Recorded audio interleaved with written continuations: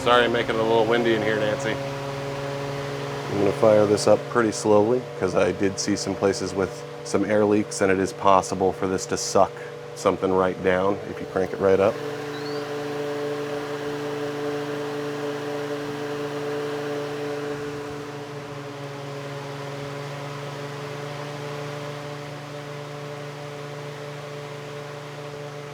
That was roughly the equivalent of a 15-mile-an-hour wind on all sides of the house at the same exact time. And where we're seeing the cold come in, that's all places that heat loss is actually occurring. It just allows me to see it while we're inside.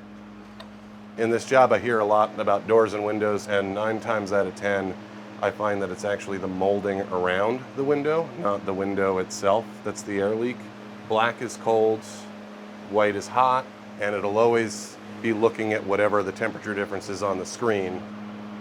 Right here you can kind of even see the gap where this joint never got taped, and if you put your hand there you can really feel that cold air coming through, and the infrared camera does sort of show it as wisps coming right down, and that's all air leakage. Yeah, the catch is a huge problem.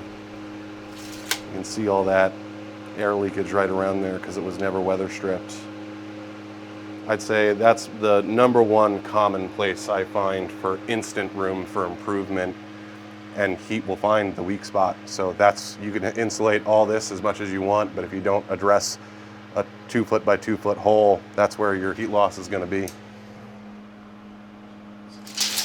The whole home is going to go into energy modeling software. All those measurements I took are all going to turn into square footage with approximate R values and create an SIR, a savings to investment ratio. And biggest ones first, hit the ones the highest saving the investment ratio. Got some room for improvement on the air sealing side.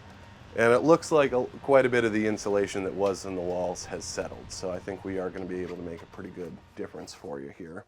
That would be awesome because the fuel bills are just going up, and I'm in the house by myself now, so my son who lives in Wolcott has to help me with the fuel because I can't afford it by myself, even with the fuel assistance. So these are good, hardworking people in northern Vermont that you need the help. I just get to do what's the best for the home and the client in the best way to stretch out the dollar, and knowing how much of a difference, being able to document and measure how much of a difference we made in a home is very satisfying.